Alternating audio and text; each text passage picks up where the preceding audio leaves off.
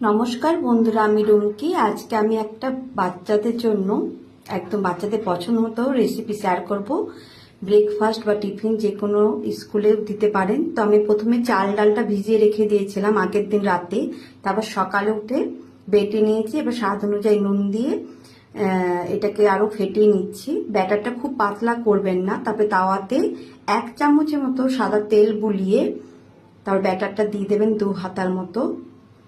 আমি ছোট ছোটই বানাচ্ছি, আপনারা চাইলে বড়ও করতে পারেন। তারপরে উপর থেকে ক্যাপসিকাম পছন্দ মতো আপনারা সবজি দিতে পারেন। আমি এখানে ক্যাপসিকাম, পেঁয়াজ আর কর্ন দিলাম, আর এখানে অল্প একটু চিজ দিয়ে দিচ্ছি যাতে বাচ্চারা পছন্দ করে। আর একটু ঢাকা দিয়ে দেবো 3 থেকে 4 মিনিটের জন্য।